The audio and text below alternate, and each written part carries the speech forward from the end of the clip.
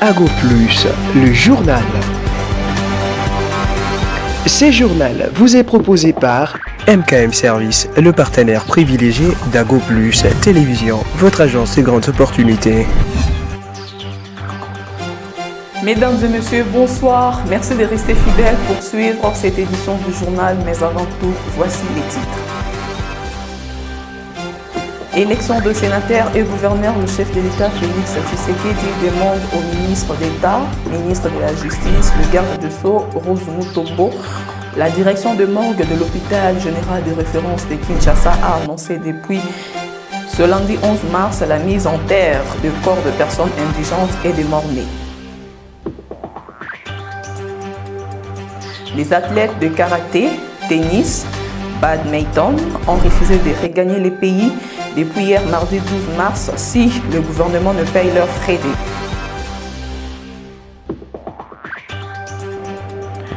Mesdames et messieurs, bienvenue à l'édition de ce soir. Élection de sénateurs et gouverneurs, le chef de l'État Félix Tshisekedi demande au ministre d'État, ministre de la Justice, le garde de Sceaux, Rose Mutombo, d'échanger avec le procureur général près de la Cour de cassation pour qu'il puisse attirer l'attention des différents procureurs généraux sur le bruit de la corruption qui se laisse entendre.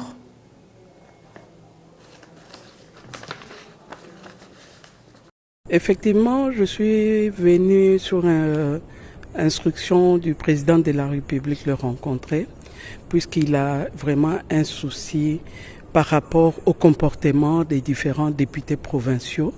Et il m'a dit qu'il a appris que les différents députés provinciaux sont en train de monnayer leur voix auprès des sénateurs et les gouverneurs. Il m'a demandé d'instruire et d'échanger avec le procureur général près des cassations pour qu'il puisse instruire les différents procureurs généraux d'attirer leur attention sur cette corruption qui ne dit pas son nom et que les services seront derrière ces députés provinciaux, celui qu'on va attraper en train de monnayer. Il n'y a pas de marchandises à vendre auprès des sénateurs et les gouverneurs et que cela doit s'arrêter. On ne peut pas continuer à accepter une telle corruption à ciel ouvert et qu'il faut qu'il y ait des sanctions sévères pour tout celui qu'on va attraper en train de monnayer son siège, sa voix auprès des sénateurs et gouverneurs.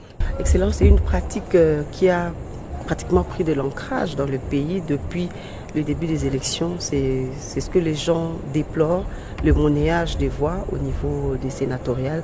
Est-ce que vous pensez que vous allez réussir cette mission vous confiée par le chef de l'État? Quelles sont vos stratégies? C'est à la justice de le faire et les services de sécurité. C'est vrai que la corruption, c'est une infraction très difficile à établir, étant donné qu'il y a un corrupteur et un corrompu. Mais nous disons que ça sera vraiment dommage que cela continue. Il faut qu'on s'arrête un jour et que celui qu'on va attraper ne pourra tirer que les conséquences de son comportement. La direction de morgue de l'hôpital général de référence de Kinshasa a annoncé depuis ce lundi 11 mars 2024 la mise en terre de corps de personnes indigentes et de morts-nés dans une cimetière située dans la commune de Maluku. Suivez. Communiqué officiel. La direction de la morgue centrale de Kinshasa informe le public qu'elle va procéder dans les jours à venir à l'enterrement des corps des personnes indigentes, abandonnées et morts-nées, provenant de toutes les morgues de la ville-province de Kinshasa. Cette opération se fera à la lumière du jour au cimetière de Fulafula dans la commune de Maluku. Sur ce, elle prie à la population de ne pas paniquer, car elle veillera à la dignité et au respect dû aux morts. Fête à Kinshasa le 9 mars 2024, comité ad hoc. Les élus provinciaux du Nord Kivu dénoncent l'insécurité généralisée dans la province à cause du terroriste M23 soutenu par le Rwanda, voisin qui ne cesse de prendre plusieurs localités. Suivez. Communiqué de presse. numéro 001-CAB-presse-as.prov-NK 2024 relatif à l'insécurité généralisée en province du Nord Kivu. Nous, députés provinciaux du Nord Kivu de la 3e législature, sommes indignés de l'avancée sans heurte de l'agression du Rwanda sous couvert du M23 qui ne cesse de prendre le contrôle de plusieurs localités et agglomérations comme Nyanzale, Kikuku, Kibirizi et Vichumbi pour ne citer que cela, en dépit d'une présence significative des éléments FARDC et des différentes forces de la communauté internationale. Nous sommes en désaccord total des replis dits stratégiques des FARDC qui laissent le couloir libre à l'ennemi et qui lui permettent d'élargir son champ d'action. Cette stratégie donne un souffle financier au M23/RDF qui contrôle actuellement les différentes mines en territoire de Rutshuru, riches en coltan, or, pyrochlore. En plus, il s'est signalé que la coïncidence de l'avancée du M23/RDF avec l'activisme des ADF dans le territoire de Béni ainsi que dans la province de l'Ituri témoigne d'une corrélation visant la balkanisation de la République démocratique du Congo. Ces conflits armés, ainsi décriés, ne cessent non seulement de jeter sur le chemin de l'exode des milliers de populations qui vivent dans des conditions inhumaines, mais également occasionnent de graves violations de droits humains. Par ailleurs, il s'observe la montée de la criminalité dans les villes et territoires qui provoque une psychose généralisée dans le chef de la population. Ainsi, tout en réaffirmant notre attachement à la souveraineté et à l'intégrité territoriale de notre pays, nous recommandons ce qui suit. 1. Au président de la République, chef de l'État, son Excellence, Félix-Antoine Tshisekedi Tshilombo, de poursuivre sans relâche les efforts diplomatiques pour mettre fin à l'agression rwandaise et au pillage de nos ressources naturelles. D'activer l'offensive militaire pour infliger une leçon de discipline aux terroristes du M23/RDF qui ne cessent d'humilier notre pays et créer un chaos. De décréter une journée de deuil national en mémoire de massacres de Béni et de Nyanzale. De mobiliser la solidarité nationale et internationale en faveur des déplacés et d'autres victimes de guerre. De démanteler sans complaisance les réseaux mafieux au sein de l'armée, des services de renseignement, ainsi que dans le secteur politique. 2. Aux autorités de l'état de siège. De se concentrer plus sur la sécurité de personnes et de leurs biens, la mission leur confiée par l'ordonnance présidentielle instaurant de l'état de siège. 3. Aux services de renseignement. De continuer les investigations tendant à dénicher le traître et leurs complices à tous les niveaux, que ce soit politique, armée, police et services spécialisés et parmi la population civile. 4. Aux volontaires pour la défense de la patrie Wazalendo, de rester déterminés à défendre la terre de nos ancêtres en s'engageant sans relâche jusqu'au sacrifice suprême, celui d'accepter de mourir debout que de mourir à genoux. 5. À la population de soutenir les efforts du chef de l'État en dénonçant tous les complices, les cas suspects en temps utile, en s'abstenant de partager sur les réseaux sociaux les informations non vérifiées visant à démoraliser les forces loyalistes et créer une psychose en faveur de l'ennemi. 6. À la SADC, d'entrer en action contre le M23/RDF et les ADF qui ne cessent de saper les efforts de la paix de la communauté internationale et régionale en entraînant un accroissement de l'insécurité, des graves violations de droits humains ainsi que des crises humanitaires sans précédent. 7.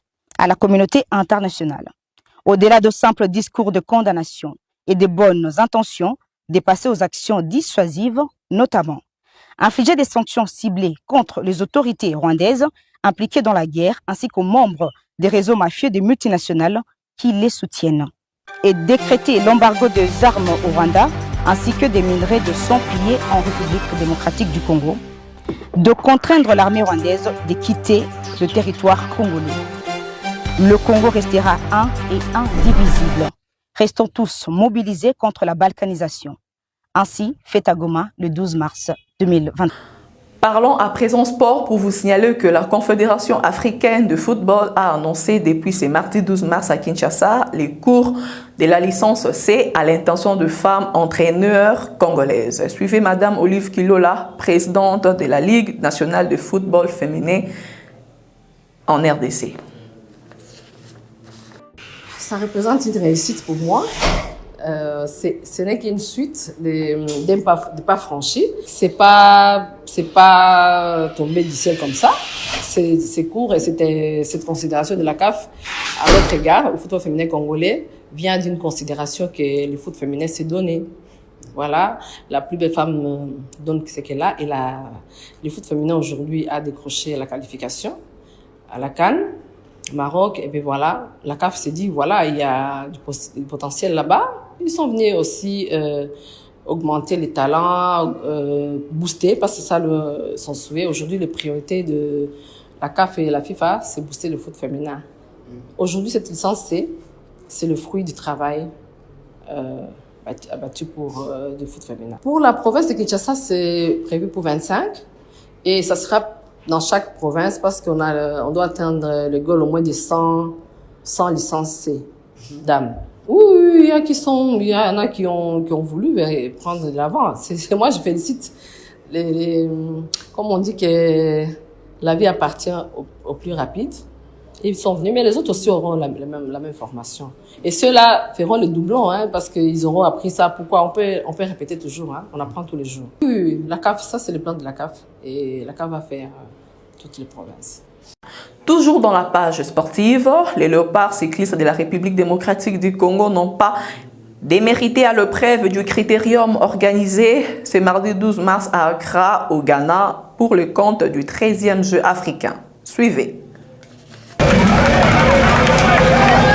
La moisson n'a pas été rose pour les léopards cyclisme de la RDC aux 13e Jeux africains d'Accra. Pour cette journée de mardi 12 mars, dominée par les Érythréens, les 3 coureurs congolais alignés pour la circonstance n'ont pas su relever la tête dans une course à circuit fermé des 30 tours sur 2 km.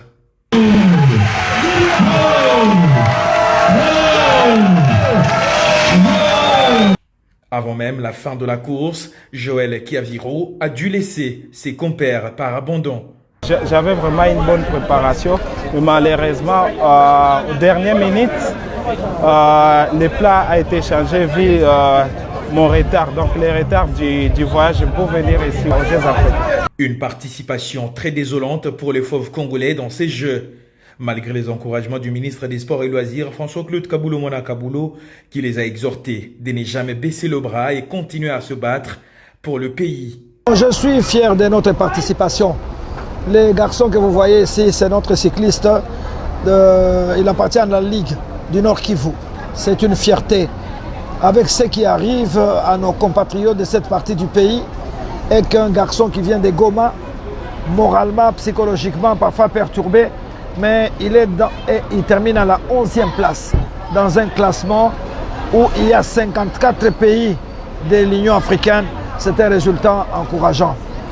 Au nom du gouvernement congolais, je les félicite, Daniel, et il y a de l'avenir.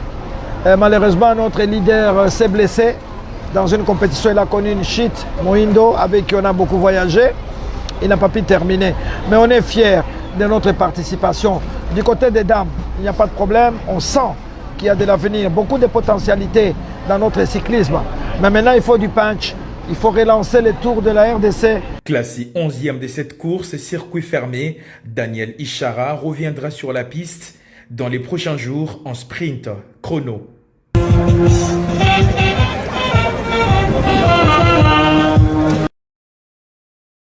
Ils ont refusé de regagner le pays depuis ce mardi 12 mars. Si le gouvernement ne paye leurs frais d'émission, les athlètes de karaté, tennis et badminton ayant composé la première délégation congolaise aux Jeux africains à Accra, capitale du Ghana, manifestent leur mécontentement à travers cet élément. Suivez. Merci beaucoup. Malheureusement, comme le coach a dit, il y en a tellement, nous sommes dans le regret total. Parce que nous sommes arrivés ici les premiers. Et avec quelle difficulté? Depuis qu'on est là, on a compétu parce que la fédération a signé le papier. Parce que le ministère a autorisé que la fédération puisse prendre des engagements pour qu'on puisse compétir. Parce qu'on avait des dettes que l'État congolais devait payer qui n'a pas payé. Et après, c'est là pour les équipements. On a encore fait la même chose. On n'avait pas des équipements. On a accepté tout ça. Et arrivé maintenant là, à un jour de notre retour à Kinshasa, on n'a rien en main. On nous demande de quitter d'abord le village, aller séjourner dans des hôtels où on ne connaît pas, dans des hôtels pendant qu'on n'a pas d'argent. Je me demande, comment est-ce qu'on va quitter Accra pour arriver à l'aéroport? Oui, c'est vrai, il faut arriver à Kinshasa. Comment est-ce que cette équipe-là va quitter l'aéroport pour leur maison? On a des athlètes qui viennent de province. Comment est-ce qu'ils vont quitter Kinshasa pour retourner dans leur maison? Et puis on a des écoliers ici. Donc, c'est-à-dire, on a besoin de notre argent. S'il n'y a pas d'argent, on ne quitte pas Accra. Oui. S'il n'y a pas d'argent,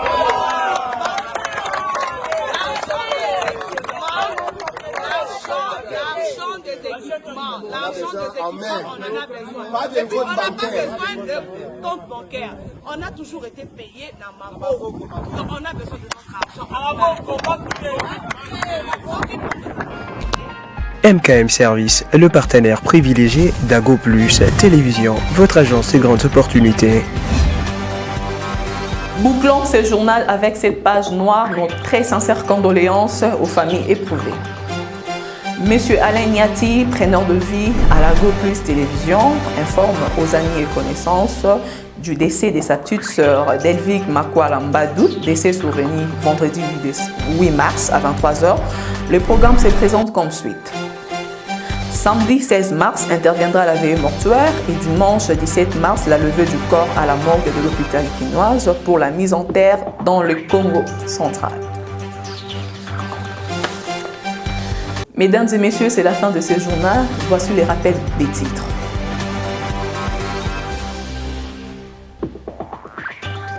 Élection de sénateurs et gouverneurs, le chef de l'État Félix Tshisekedi demande au ministre d'État, ministre de la Justice, le garde de Sceaux, Rose Mutombo, d'échanger avec le procureur général près de la Cour de cassation.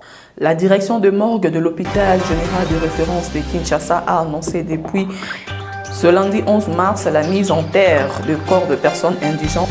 Les athlètes de karaté, tennis, badminton ont refusé de regagner les pays depuis hier mardi 12 mars si le gouvernement ne paye leurs frais de mission sur place. La direction de l'Ago Plus est de cœur avec la population de la cité de Sake au Nord Kivu et souhaite un excellent mois de mars à toutes les femmes du monde en général et celles de la République démocratique du Congo en particulier. C'est la fin de ce journal. Merci de l'avoir suivi. L'actualité reste en continu sur Ago Plus Télévision et dans nos chaînes partenaires. Quant à moi, je vous retrouve prochainement.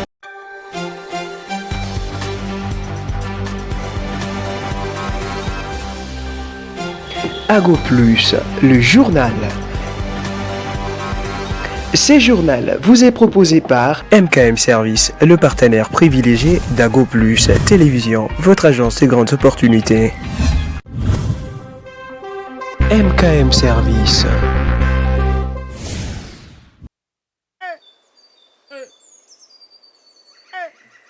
Hey.